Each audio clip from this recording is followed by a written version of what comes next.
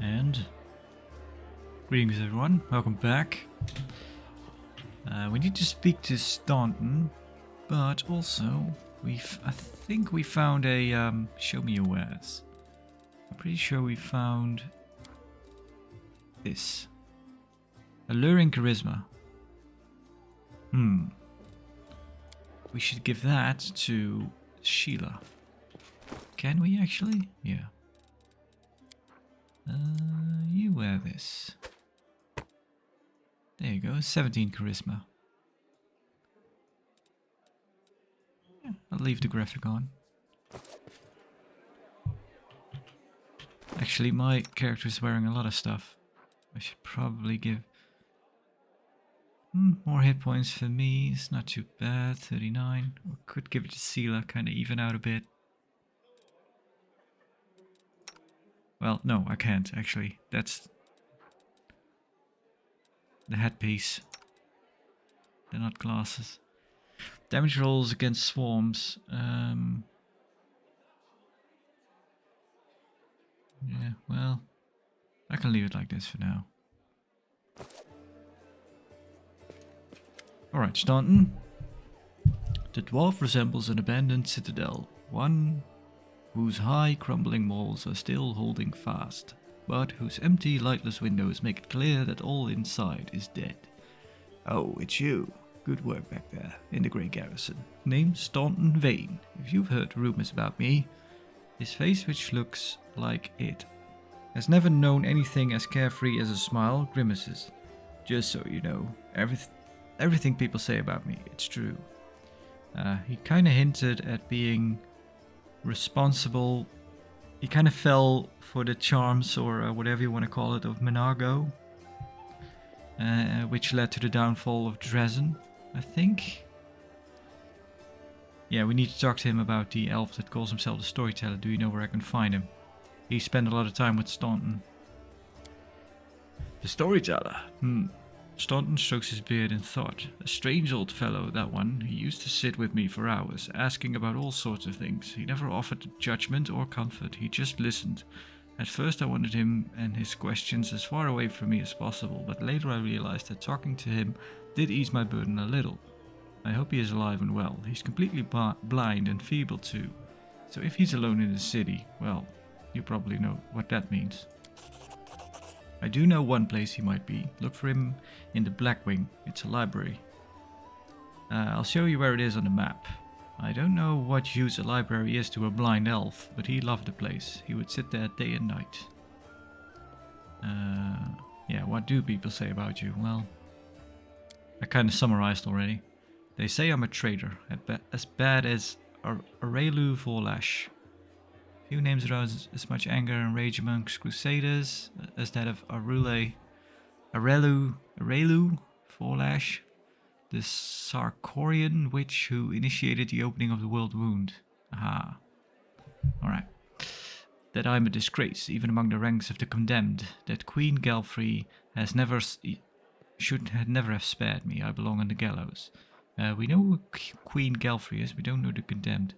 The condemned is a military unit made up of petty criminals and conscripted as disposable soldiers and frontline fodder for the Mandavian Crusades. Okay. Why do they hate you so much? Yeah. Do you really not have any friends? I have to go. Why do they hate you? You really don't know. Staunton gives you a long and morose look, then sighs. I'm the reason why the Crusades forces are holed up in a fortress on the edge of the world wound, instead of bringing the fight to the demons. We used to have a foothold in the wound, the mighty, unassailable city of Dresden. We used to have it until it fell, all because of my stupidity. I gave the enemy our main citadel. I was tried, they wanted to execute me, and rightly so, but the Queen interfered. She said I should live and fight in order to undo what I had done. That's how I live, decade after decade, fighting in the condemned. The dwarf shrugs. As you can see, I have fixed nothing, and I have earned no one's forgiveness. Are you going to spit in my face too? It wouldn't surprise me. Let's see. Good, lawful, chaotic, evil. Spit in his face. It's not my place to judge you. Who knows? I would have done in your shoes. I hope you... Let's see. You keep living and fighting with no hope of anything better, because that's what the Queen ordered you to do. There is honor in that. Yeah, Aladdin is a lawful character. I hope you earn forgiveness. That could be an option as well. Chaotic. You were given the chance to live, so live and stop blaming others for what you've made of your life. Lawful.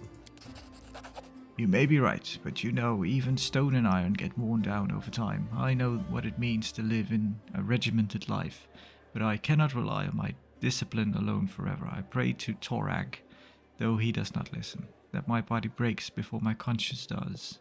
An action that was lawful. Torag, also known as the Father of Creation, is a stoic and serious dwarven god of the forge, protection and strategy who values honor, planning and well-made steel. He is an often distant deity, lending magical power to his clerics, but leaving his followers to make their own way through life, knowing that this will make them strong and determined. Alright. Let's see, a whole city fell because of you. How is that possible? Well, he kind of gave in to the... I think she's called an Illutid? Something like that. So many years in the condemned, surely you've paid your penance by now. Well, you know, having a whole city fell because of your action. I have to go. Go on then. Maybe we'll see each other again. So that's that taken care of. We know where the storyteller is. The storyteller was actually also in Pathfinder Kingmaker. Although I have played Pathfinder, I've played quite a bit of hours of it, of Kingmaker, but I didn't actually finish it. Problem is, I should have focused all my time in one character, which I didn't. Then I could have probably beaten it. Kiado and Visali. I think these guys sell scrolls. A stout man with a fuzzy grey beard mumbles a prayer. He looks as tired as everyone in the tavern, but determination is stamped upon his haggard face. What can I do for you?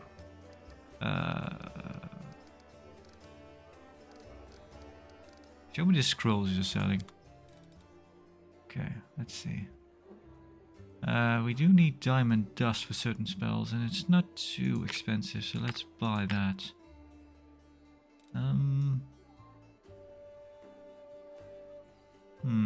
These are pretty cheap. Raise Dead is pretty expensive. We cannot even... What about...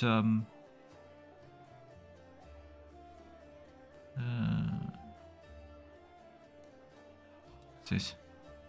These bracelets grant the wearer an armor bonus of +2, just as though they were wearing armor, and a +3 competence bonus on all knowledge checks. That would be pretty good. It's pretty expensive. That's why it's good. Well, as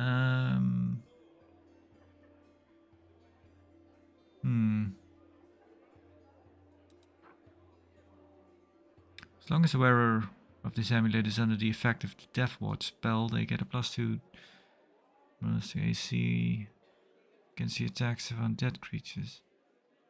They use any single target cure wound spells on the target whose current HP is 0 or less. The target is healed for an additional number of HP. Okay. So that would be a good one to have on a cleric. Or in our case, Camellia probably. Although she already has a pendant, so she can't wear it. Later on we get Solil, who is also a cleric, but I've not actually gotten far enough to... I don't know exactly what kind of character he is. Death Ward spell.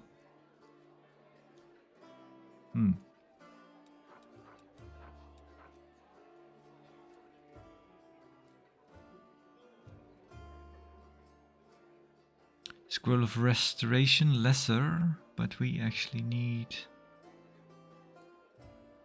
Scroll of Restoration. Functions like lesser restoration, except that it also dispels temporary negative levels or one permanent negative level. Cures temporary ability damage and it restores all points permanently drained with a single ability score. Any fatigue or exhaustion suffered by the target. I think we need these. They cost a lot though.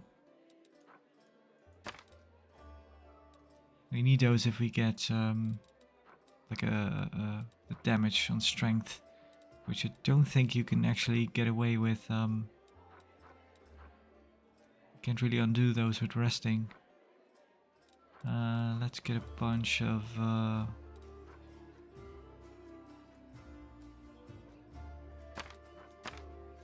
probably one of those.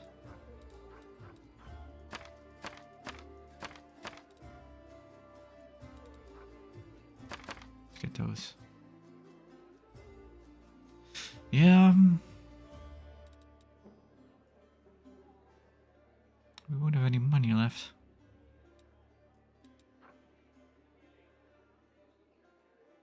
It's lesser though.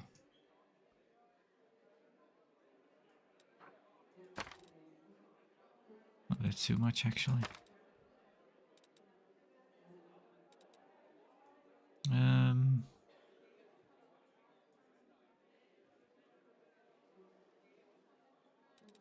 We'll probably need some of these at some point, but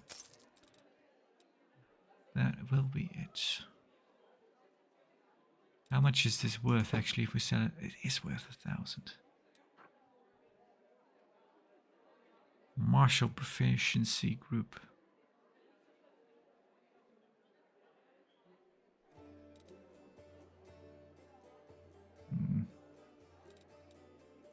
Sell it.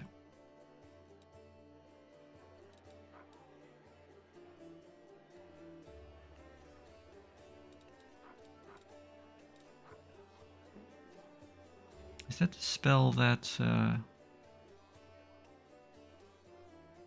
Arrow of Law? Ray of Sickening.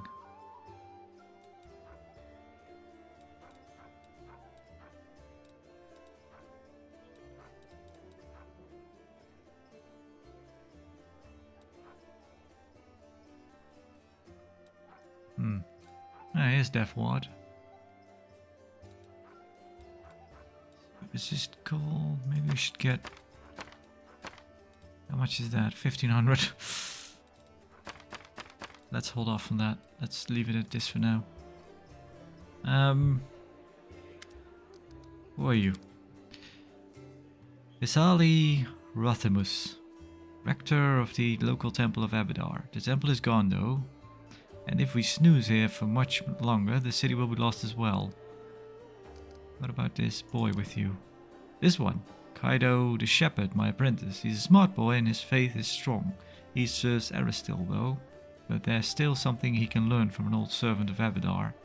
He'll be a great cleric when he gets a little older. What kind of help can I expect from you? Well, he sells scrolls. That's good enough actually, but first, I sell scrolls. I have a lot of them, something for every emergency. Second, while you're here in the tavern, I can read one for you. Guaranteed, no surprises. But you'd better not go into the city without a cleric. I won't be going there myself. I'm too old and my powers are needed here. I can read one for you.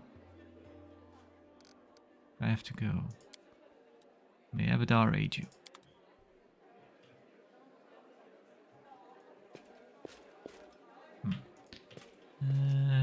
There's Lan. Lan greets you with a nod. Here for a chat. I've been waiting for you to come and see what strange beasts you've taken into your party. I want to know more about you. Tell me about your people. What do you think of life on the surface? It must be very different from life on the ground. Well, you just got here. Well, I guess you could, just as an observation. I don't think you belong in my party. We could just send them away. Thank you for your answer so long. You could just send people away and get. I think you can just make your own party. Basically, you can hire mercenaries. But I think they're pretty expensive though. Especially if you now if we've leveled up, we might not be able to afford them. What do you think of life on the surface? Of course, as far as living conditions, the surface is definitely a better place to be. It's easy to get good food and water, not to mention build a house and even grow a few things. In all the well-established settlements, you don't have to deal with anything scarier than rats or maybe foxes stealing chickens. As for the kind of life you have, I heard a story about demon worshippers abducting a whole family and sacrificing them one by one while the others watched. But there were some brave crusaders, knights nearby, and they killed the villains and saved everyone. And I heard another story, a young blacksmith lost his arm in a fire and couldn't work to feed his wife and baby. They tried their best and lived from hand to mouth, but they were still destitute. In the end, the desperate blacksmith robbed a traveler one night on the road, but there were some brave crusaders knights nearby and they caught the robber and threw him in prison. Not long after, his wife smothered their baby and hanged herself. Yeah. Up here, the same person can proudly say he's protecting the innocent from demons and then look the other way while some innocent starves just because they were born into a poor family. Queen Galfrey prolongs her life with sun orchid elixirs that cost enough to feed an entire city. Back in our caves, everyone is equally poor, and if one person starves, the whole tribe starves. We don't abandon our own in times of trouble. That's the power of a tribe. The laws of the surface are made so that some get everything and others get nothing. I might just be a naive fool from the caves, but I don't understand how it's possible to have so much and share so much less. Lan, you sound like a communist. Anyway, look who I'm talking to. You must know life on the surface much better than I do. Yeah, he did have a point about kind of the problem with playing lawful good characters. Because, the first thing is lawful good, killing the demons that are sacrificing people. But the second thing is kind of also a lawful thing to do. Even though someone is, kind of stealing bread to feed his family, I suppose. He's still stealing. Let's see, good. I'd never leave a needy person in trouble. I've been given more than most, which means I'm more able to help others. We're in a struggle for our very survival against the abyss. There is no time to spend to upend society in a quest for fairness. Kinda true. Chaotic. Oh yes, I also have a few questions for our feckless aristocracy. There we go. Stop whining. I clawed my own way up. I didn't choose what family I was born into, I just live with what I've got. From our background, we didn't really grow up in a family. We could have. We're an acolyte, but kind of in my mind, we grew up the same way as the main character in Baldur's Gate did. Kind of, we lived in a... what is it called? Candlekeep. Something like that. Where we just studied... well, like I said, we're basically a low-rent paladin, but I didn't feel like playing an actual paladin, but we kind of raised that way. We kind of studied Iomedae, and then we got here to fight demons. We're in a struggle for our very survival against the abyss. Yeah, let's focus on that. So you think if the world wound hadn't happened, the surface would have already changed for the better? I'm not so sure. I'm not even sure my kind folk wouldn't find their way to inventing their own aristocracy if they ever got their hands on anything valuable enough to divide unfairly. But what's the point of being a prince of all caves, holes and gorges if your only throne is a boulder and your only crown is made of rat skulls? I don't think you belong in my party, Lan. Get out of here. Thank you for your answer so long. Pink eye. Ooh, that is... I think I remember that one. That is a very long conversation. Let me see. By the crowd, she is kind of discussing history, I think. Let me go through this. If it's something else, I might go back and reload. Tell me again what I'm supposed to do. Reckless assaults, whenever that's fun. Heroic sacrifices. Looks like we got ourselves a student of warfare. Quietly listen to the discussion. I'm gonna kind of skip this and see what's insulting crusaders will cost you dearly. You're wrong to please allow me to explain. What is this last war you mentioned? Who are you? I have no time for idle chit chat. Allow me to explain. What Jetska, diplomacy, knowledge, world, attack. I can't argue with that. Diplomacy. Let's try it. Succeeded. All right. I'm sure you would have been able to expound upon your arguments in a longer discussion. Get out of our shelter. Yeah, there you go. Crime is heaven because of that. Item received, Claw of Jitska. Alright. Stay safe. Yeah, like I said, I remember playing that months ago. That conversation took a really long time. I kind of want to get through it this time. Because it wasn't really, you know... Well, we did get something for it. Let's see, what do we get? Newest to oldest. Claw of Jitska. Flaming short sword. We're probably gonna get our friend Woljif out of the prison. I'm gone. And he could probably use the flaming short sword. So we need to talk to Irabeth about multiple things, but one of them is Woljif. Although multiple things, I'm not sure. I think she already told us kind of what to do. We need to talk to Sheila about her missing friend. And I think Hiller also has something to tell us. Let's go to Sheila. Sheila smiles at you warmly. Hey there. During that march through the dungeon, we never got a chance to exchange a proper greeting. It's high time I shake your hand. Let's see. Can we not just shake her hand? No. I'd like to know more about you. Airbeth said your friend Jana Eldori is missing. What do you think of what's going on in Canabres? Is fighting demons all you want? Or are you looking for something more? I think we should go our separate ways. You better look for a new commander. Thank you for speaking with me. What do you think about the going-ons in Canabres? It's complete chaos. It's lucky we're here to handle it, right? Sheila smiles brightly, then she gives you a worried look. Does the way I talk bother you? I know I can seem blasé. Many good people in our protector Terendelev died in Canabres. A paladin of Ayomide is expected to be properly respectful and solemn. But I prefer to face my troubles with a smile and a bit of common sense. Grief is a weapon they'll use against you. I can undermine a warrior's spirit. It's better we hold off on grief until we've driven the last demon and cultists from the city. Let's see, lawful, if we want to win we can be mourning our deceased day and night. Lawful, there's wisdom in the tradition of mourning, and one shouldn't reject them. I'm not bothered by how you talk, what matters is how you fight.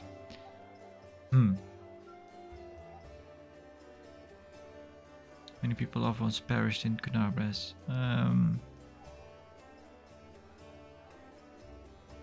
Yeah.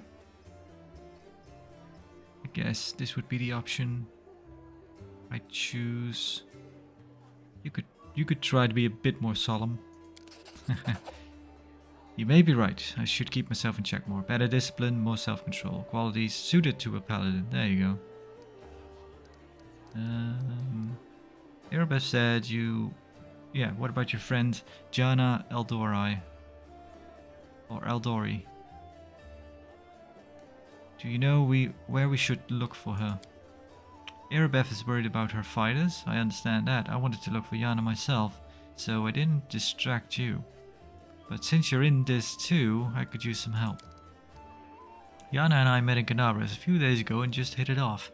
We went drinking together, we went to that unforgettable celebration together too, but we got separated in a crowd, so we should start looking from the main square.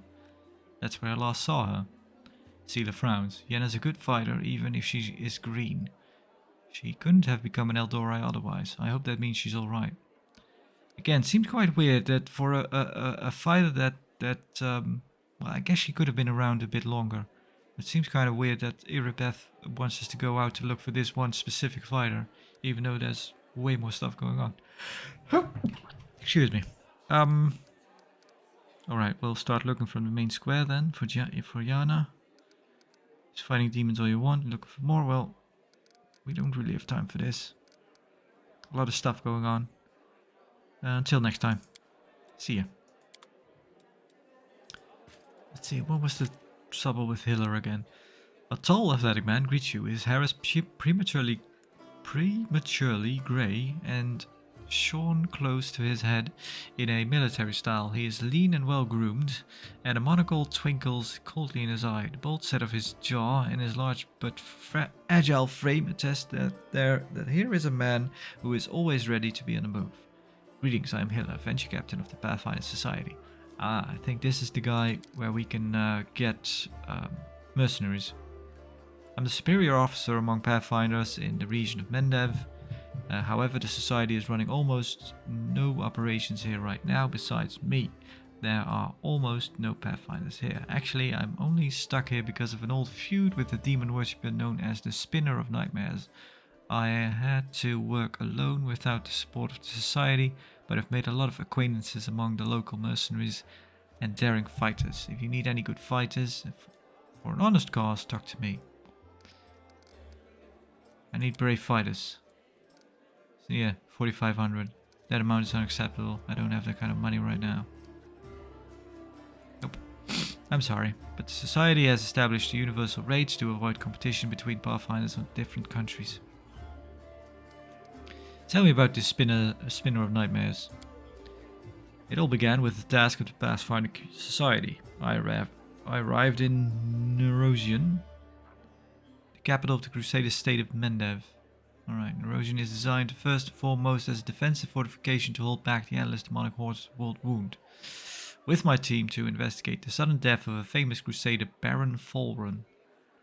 We soon focused in on a small hospital for the wealthy, where Felrun was being treated shortly before his death. It turned out that a gang of Baphomet cultists calling themselves the Labyrinth of Mind had gotten a foothold at the hospital. I didn't, but maybe I should look up Baphomet on the Pathfinder wiki somewhere.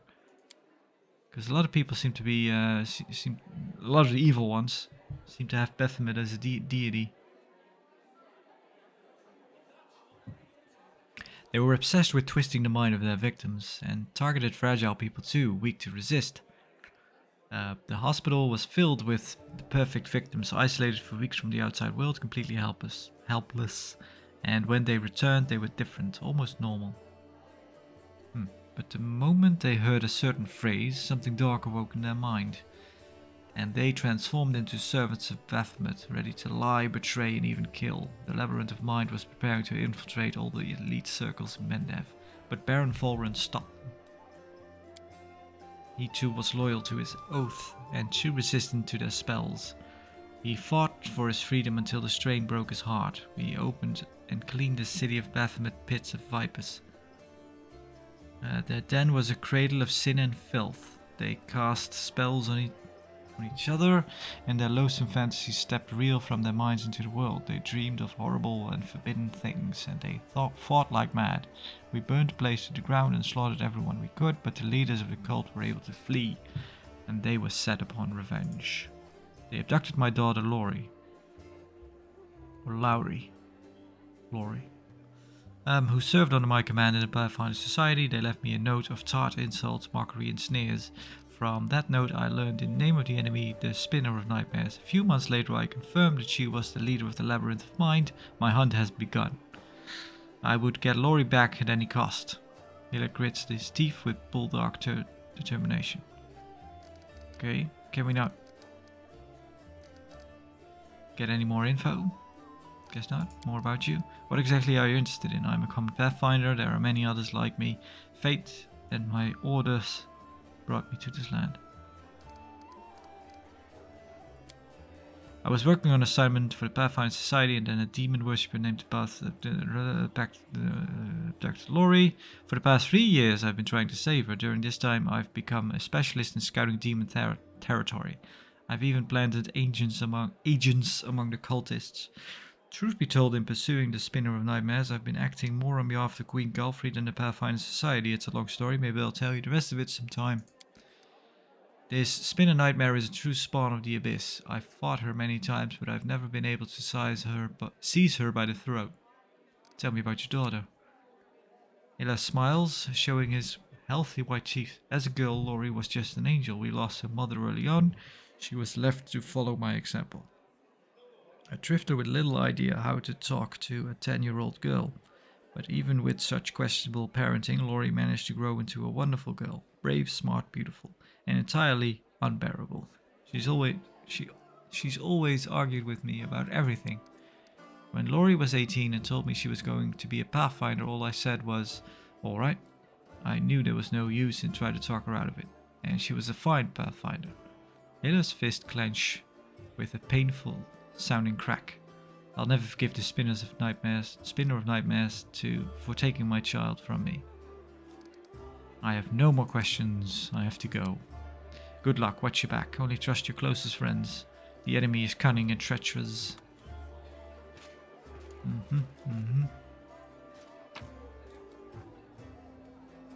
Huh.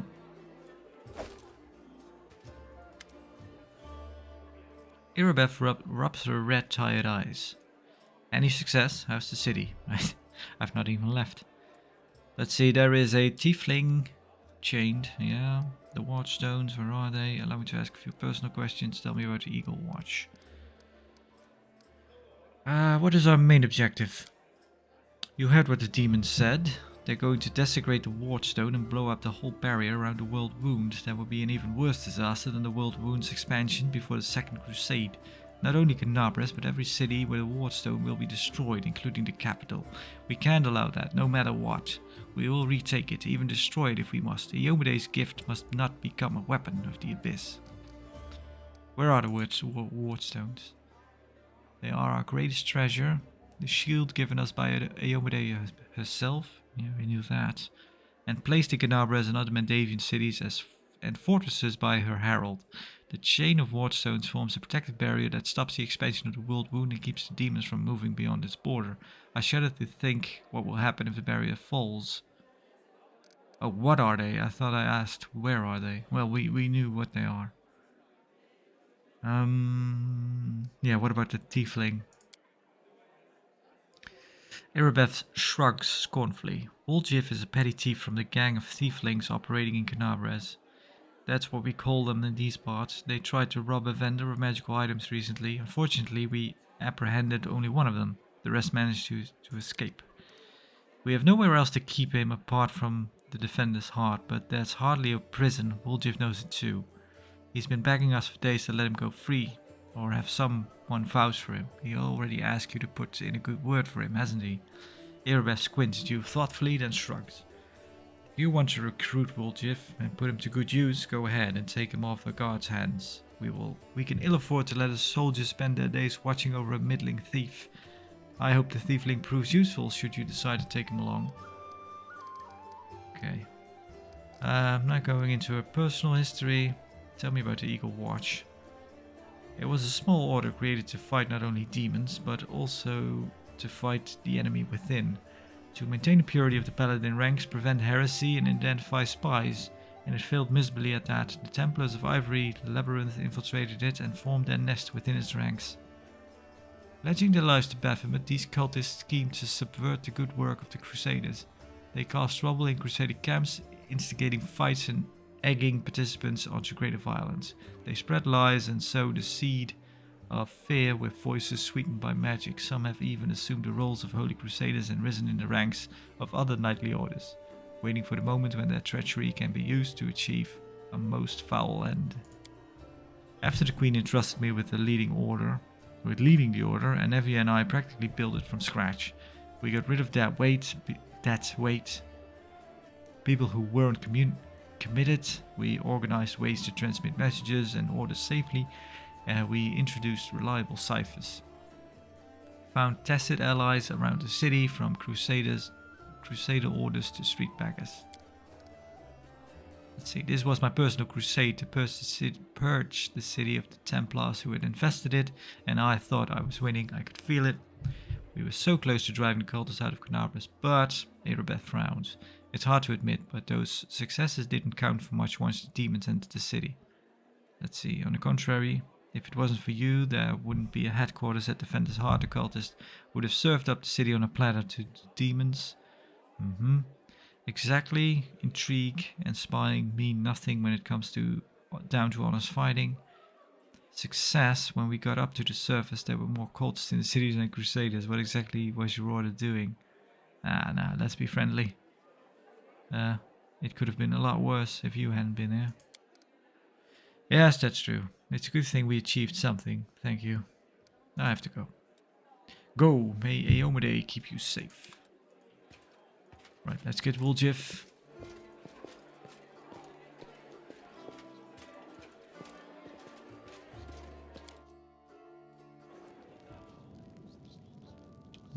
Maybe we should talk to Delvin about it. Go ahead, don't take too long though. Well, Chief, what do you got for me?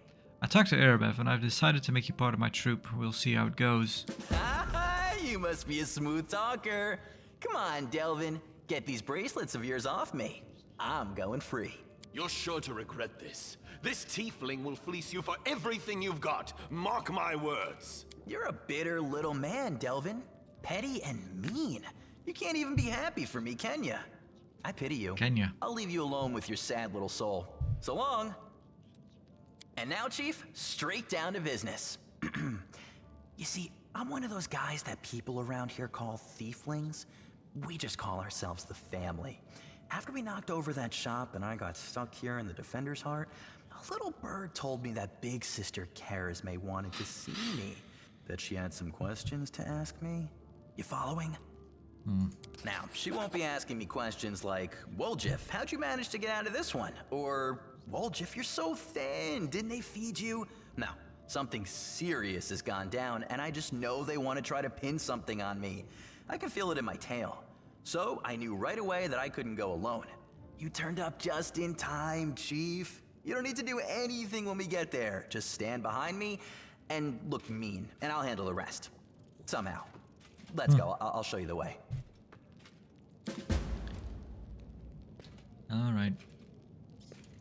We might drop by.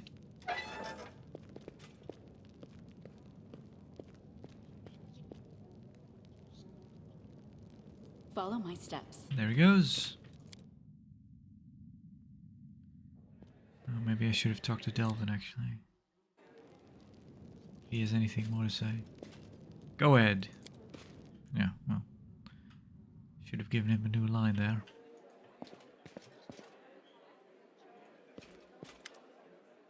Wooljiff gives you a friendly wave. Hey Chief, wanna talk?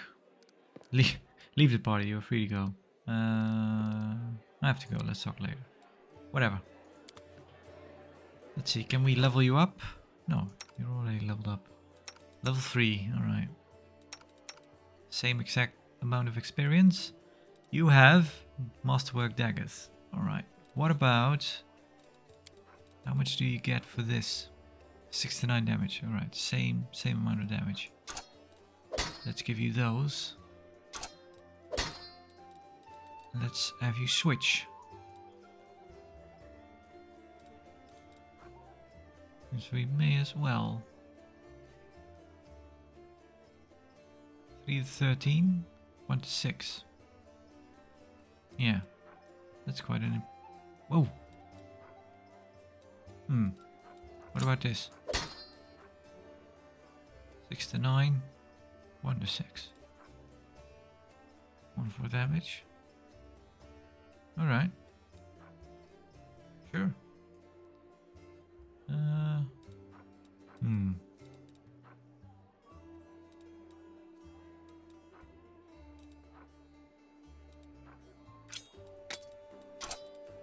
May as well put it there.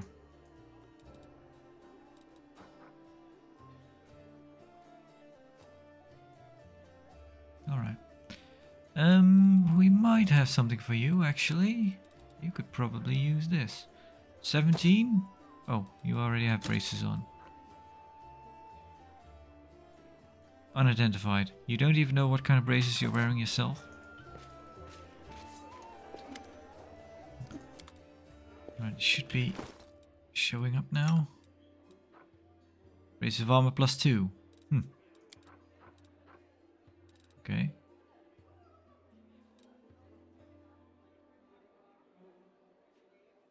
Alright. I think that's enough. Let's go outside.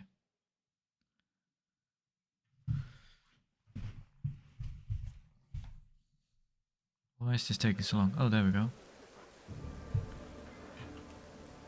Eagle Watch, Cadaverous Crusaders. What's this?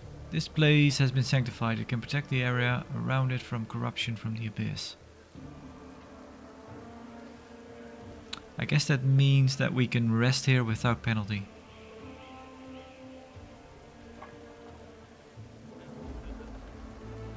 Let's head out. All right, this was something that was added in the enhanced edition. I don't remember. Commander, look what we've got here. Are you too mad? Whatever possessed you to steal the gem column from the Tower of Estrad Museum? We didn't steal nothing, Commander. We saw some looters dragging it down the street and recaptured it. That shiny fellow belongs to the treasury. The inlay alone is worth more than a castle. Oh, really? Yoran, see to it that no one lays as much as a finger on the column and plucks it out a single gem.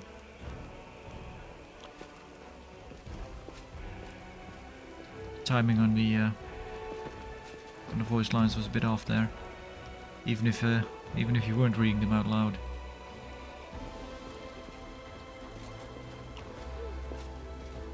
Right, we need to talk to Yoran. Yoran might be able to tell us something about the paladin sword we found. Press the Digipainter Golem. Magnificent and glittering column, encrusted with gems and covered in intricate flowery embossing, triumphantly exclaims, "Happy to be of service. May Shellin brighten and vivify your day." Known as the Eternal Rose, the Eternal Maiden, and the Incorruptible. Is the goddess of art, beauty, love, and music. Yeah, I think, and the half-sister of Zon Kuthon. I think, actually, Valerie, which this picture is based on, our character portrait. I think Valerie either worshipped Shellin or no, I think she left a group of Shellin. She was a paladin of Shellin at some point, but she left. Frequently artists themselves as the goddess of love, encourages proliferation of their feeling not norms. She's goddess of sexuality, lust and fertility, not the goddess.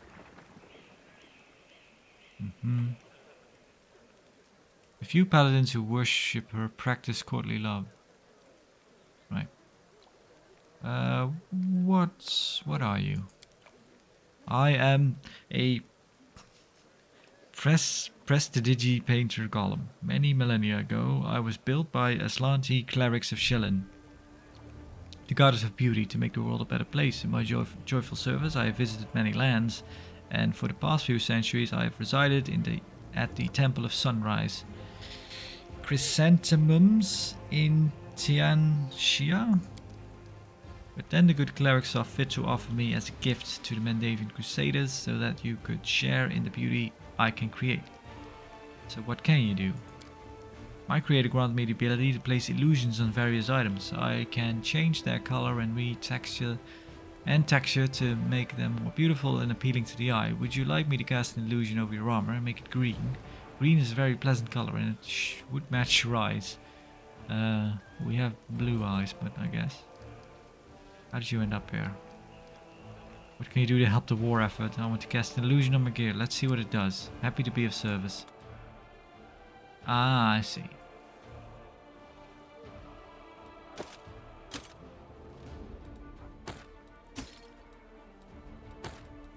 Can we not preview?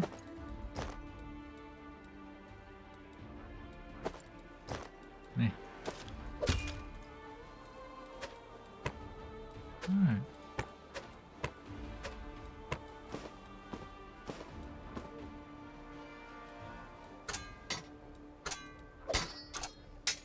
Guess we could change just this regular short sword to radiance. Or this? No.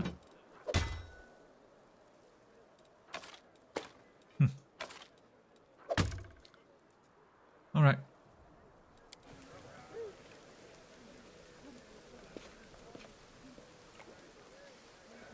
Yoran. A grizzled dwarf turns a blade in his calloused hands, carefully inspecting its edge. When he sees you approaching, he sets the blades aside and greets you with a nod. A new face in the city. You picked a good time to come to Cadabras. As you can see, we're in sore need of warriors. Do you know everyone in Cadabras by... Do you know everyone in Cadabras by sight? Well, not everyone, but I make my business to know the people who might need my services. A blacksmith work isn't just at the anvil, you know. Show radiance to your hand. Do you recognize this sword?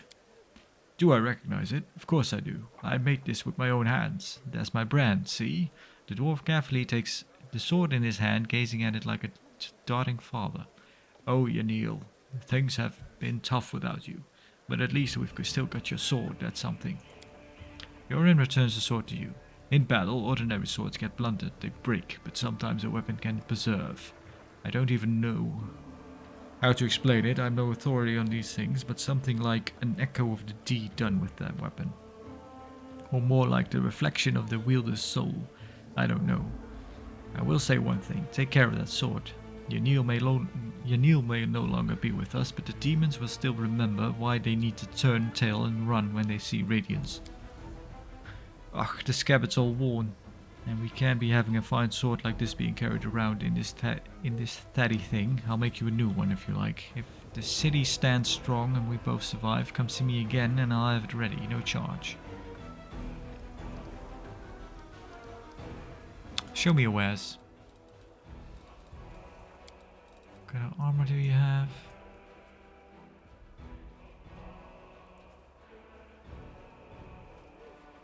Ooh, heavy shield +1.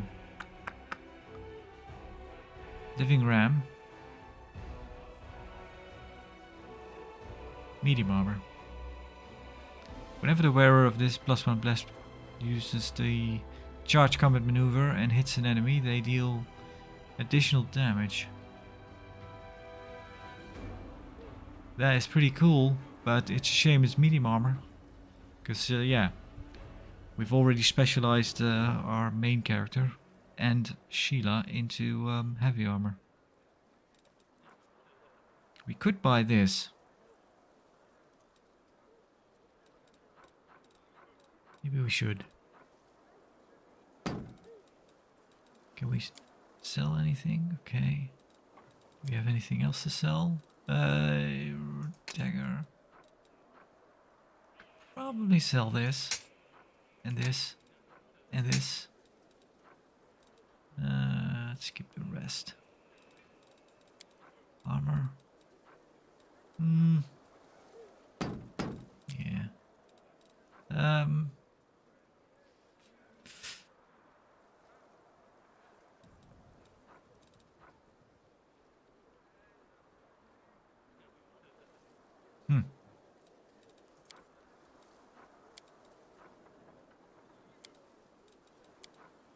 I don't know, maybe, I don't know if Ember is wearing anything. Might be good for her. Anyway. Also, I should give those to someone, those braces. Yeah, I should give it to you. 26, 25. There we go.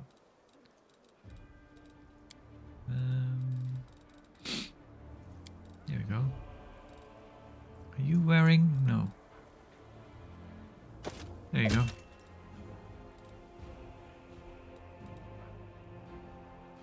Alright, heavy armor, good. We are also wearing heavy armor, okay.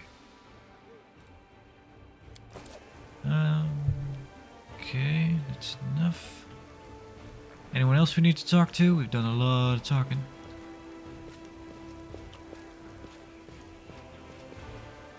Praise the God, so we didn't all perish. Watch Crusaders. Let's move out. This leads back to the basement where we got Woljif. Light hammer. Yeah, destroy it. Taking Woljif with us.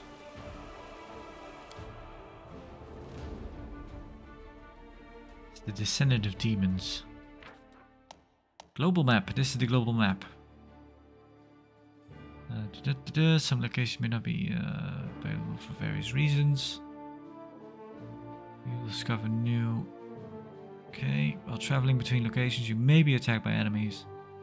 So be sure you have enough rest and don't let them take you by surprise.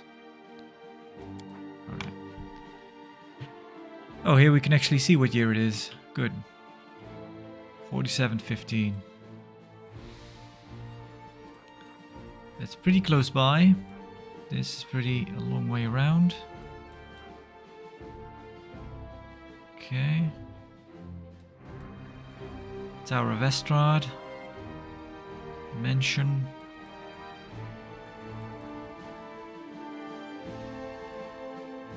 Maybe we should just go here. Seems like it's the... how long is this? 1 hour. Versus... 1 hour. A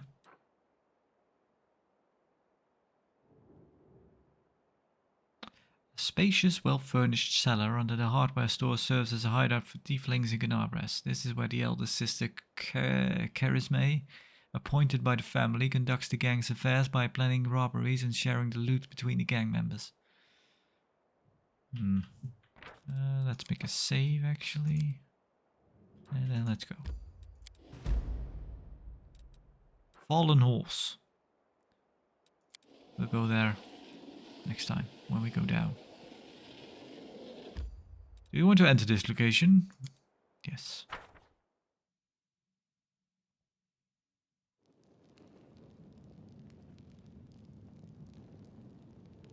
Well, there she is. Doubt is the heart's greatest challenge.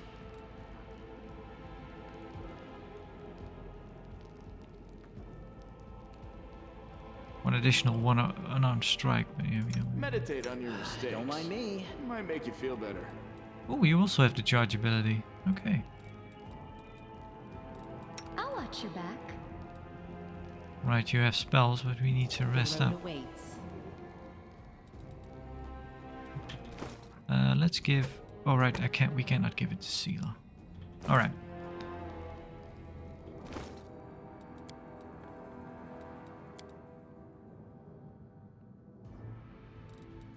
There we go. We don't look so silly anymore.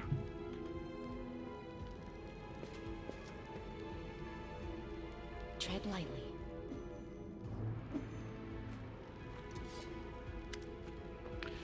Sister Charisme. Basement is dark and dank, and you are immediately struck by the hostility of the gathered tieflings.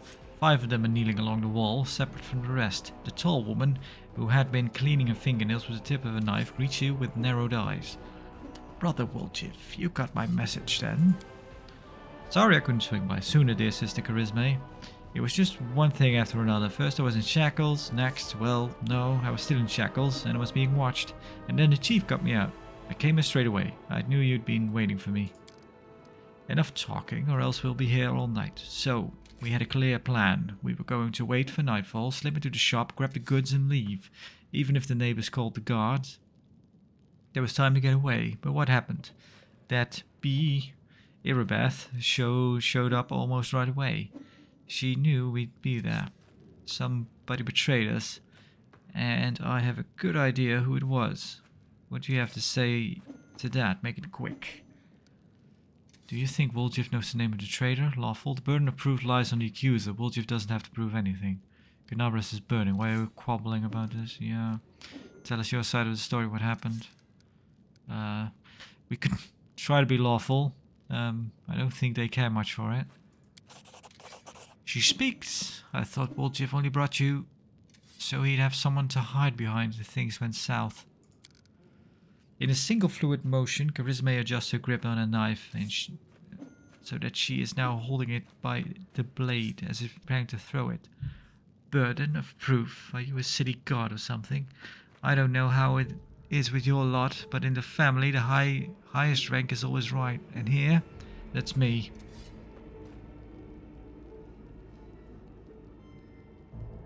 I'll kill you and put an end to all this. I don't want to get involved. Woljif tells your side of the story. What happened?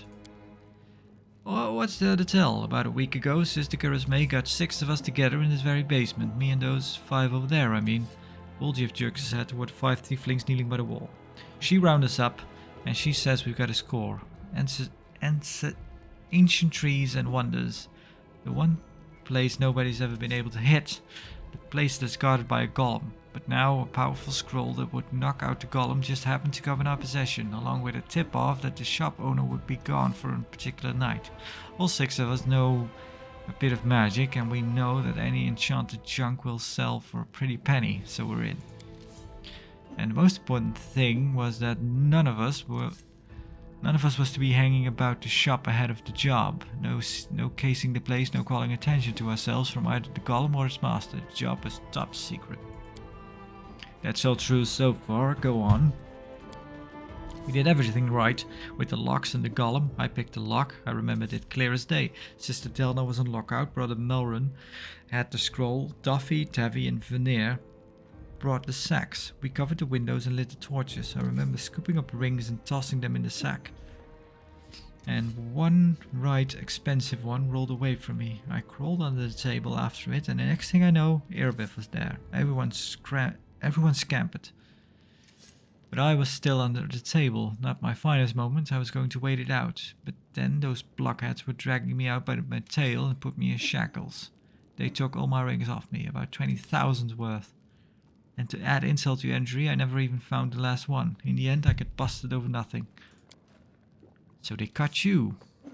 Poor thing, stripped you of your loot, and you didn't even manage to stash anything. Charisma is pointedly polishing her knife. Where's the moon of the abyss, Brother Woljif? What is the moon of the abyss? It was an amulet. I used to sit on a little cushion in the wind. It used to sit on a window. It used to... Why would Woljif sit on a cushion in the window? It used to sit on a little cushion in the window of ancestries, ancient trees and wonders. Sterling silver sparkled like a star, fine piece of work. On one side there was a half moon, you know. A crescent, a waning moon. And in the middle there was a dark crystal, like it was eclipsing the moon. Old man Philemon was so proud of that amulet, he used to say, "I'll never sell it, it's the jewel of my collection." Woljif sighs unhappily. I used to go there to see what kind of treasure there were in the world.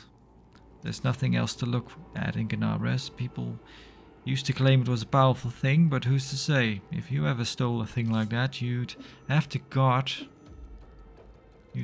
on you on the second you try to fence it. Yeah.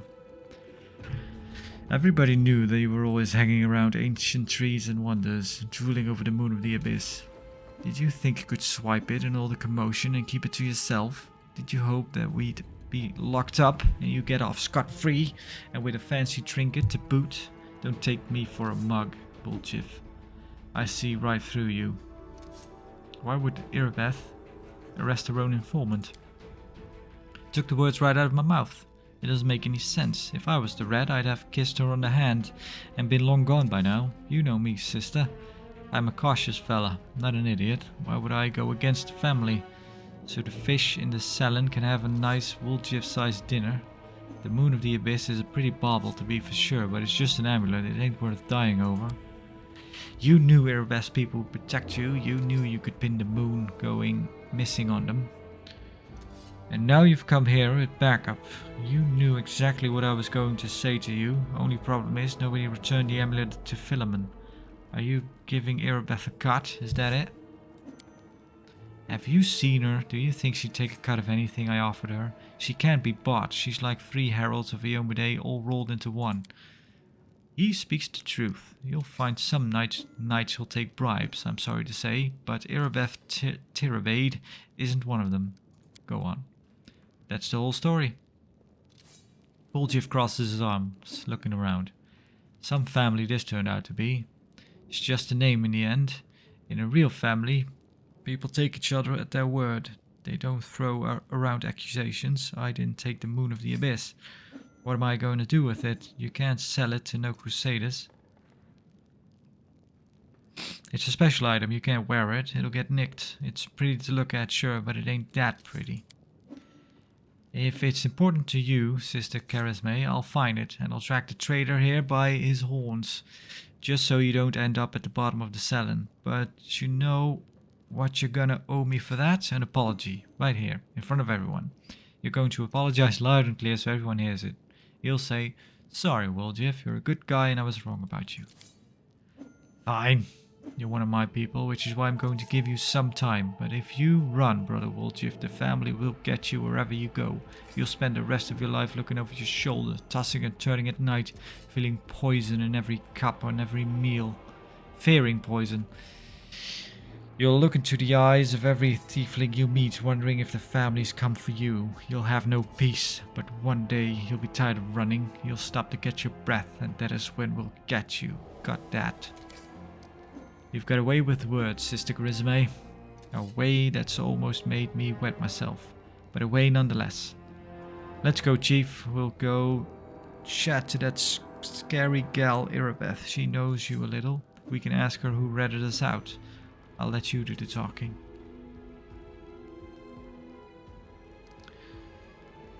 Sure, we'll find a real traitor. And I'll get my apology. Onwards to Irabeth, Chief. Let's clear my good name. Root out the traitor, but be quick about it. Time's running out. I don't want to get chewed up by demons. I'm gone. Alright. So we just left. Now we might get back, but it's on the way. Pack your bags, Brother Woljeff. We're sending you to the farm. Kill the traitor. At last, Brother Woljeff has revealed his true face. Hey Woljeff, how much did they pay you? So he's the traitor. The city's burning out there. We should be running, not sitting around here because of a rat. When I find who it is, I'll wring his dead neck.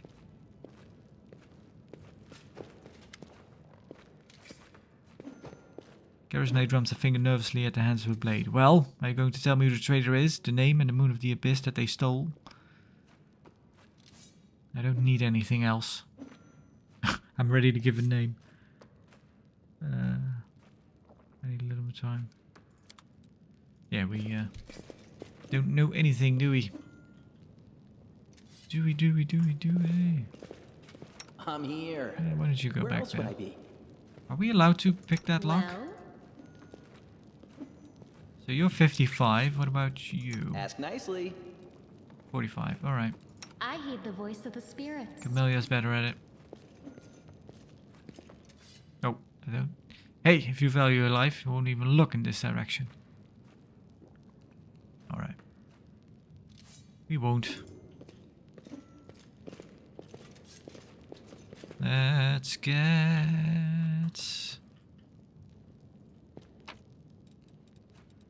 Taking it. Anything back here? Follow my steps. Distilled liquor made from maize. Wine.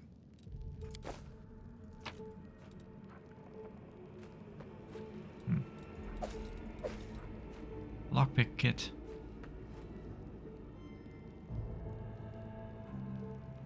Usable item.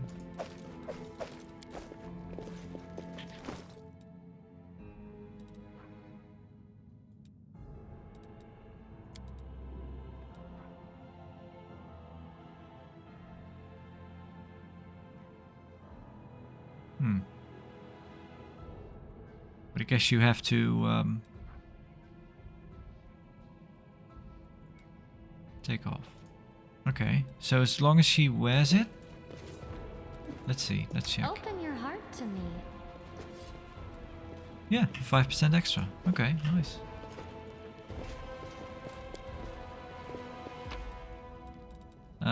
Destroy it.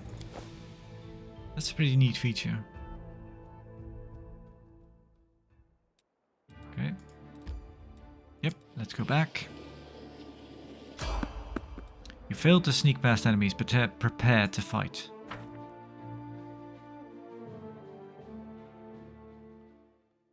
Yet another obstacle.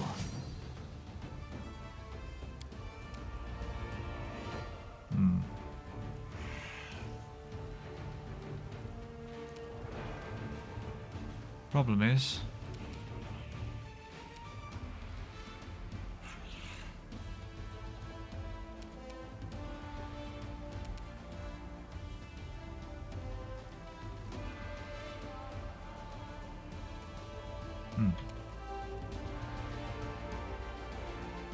Yeah, I don't want him to attack Woljif.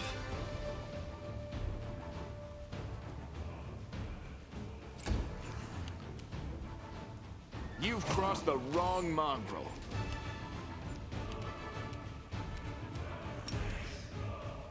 I'll cut you wide open. Good. Attack. Nice. Cover me, all right? There we go. You won't survive me. The light take you! The spirits demand your blood. Aim carefully.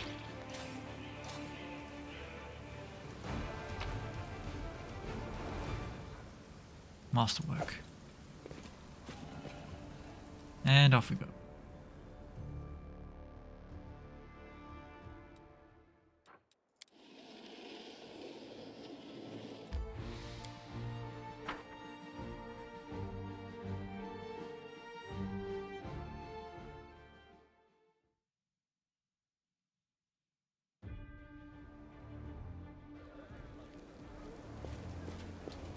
Our duty calls.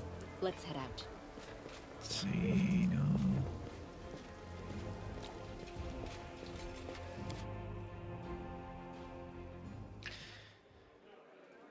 Erebeth. Any success? How's the city? There's a trader I'm trying to track down. Who is your informant among the thieflings? Erebeth arches her brows in surprise. Canabras is threatened by a demon horde and you have enough spare time to help out thieves? Erebeth sighs. I don't like this, but I hope you know what you're doing. I'll tell you everything I know. I did not see my informant's face. He slipped out of a dark alley, handed me the note and disappeared. Erebeth hesitates as she tries to remember. He had a cloak with a hood masking his face, but the long horns didn't fit underneath it. There should be a guardian golem in the ancient trees and wonders. The shop they tried to rob, the owner gave us the construct code word just in case. The golem itself is destroyed, but the head seems to be intact, so you can interrogate the thing and find out what it saw. The code word is Hand of Aurori.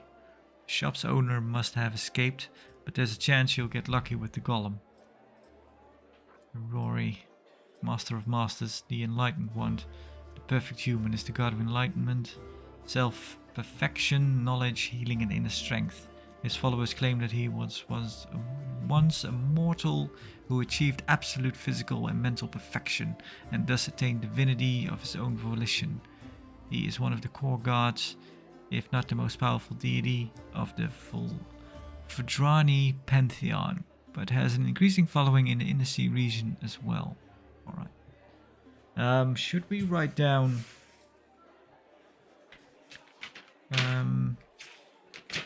let's see. Tiefling trader.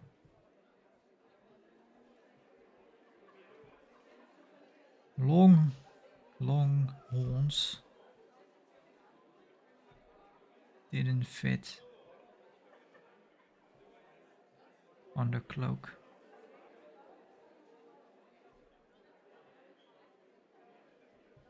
There we go. Bye. Erebeth may know the name of the person. Go. What did that say? Erebeth may know the name of the person to watch the show.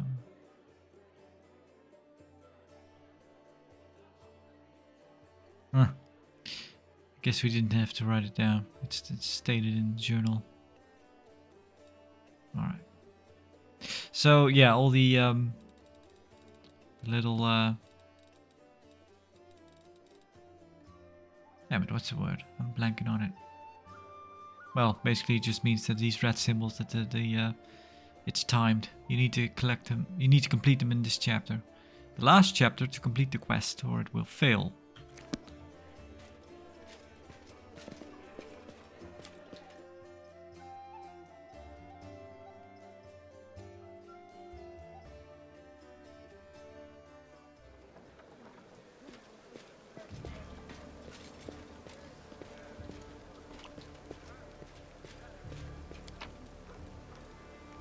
Hey, we did destroy loot. Now it's still there.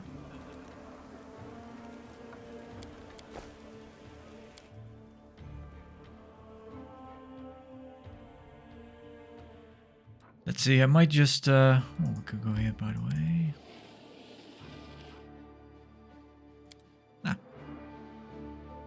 Let's go to the market square.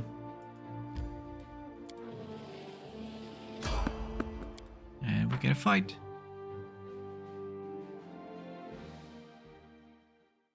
They will break against our resolve. Hmm. 1, 2. Alright. Alright. Attack that Stab one. you or zap you? Why not both? Ooh. Good one. Forwards. Endure this! There you go. You are today's sacrifice! Into the fray. Still alive. Distract them from me.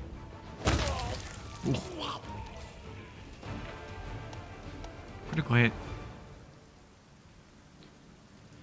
Whenever a character makes an attack roll and gets 20 on the d20, the attack automatically hits no matter the target's AC. Additionally, such an attack creates a critical threat. That has to be confirmed by making an additional attack roll. If the result is equal or higher than the target's AC, the character successfully lands a critical hit. If not, the attack remains normal, but still hits. Masterwork. Masterwork. Nope. Let us be careful. Oh, wait. The other gentleman. Yep. Yeah. Nope. Alright.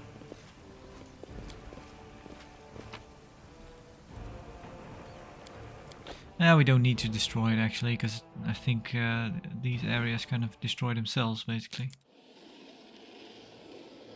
Right.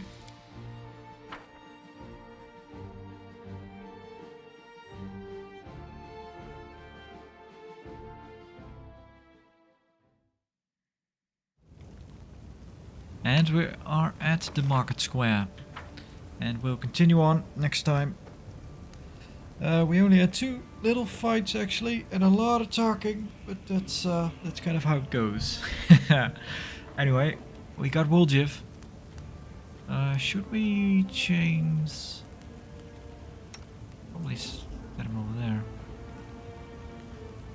Yeah. Oh well. Yeah, with that I'll call the episode here. So thank you for watching, hope to see you next time, have a nice day, and goodbye for now.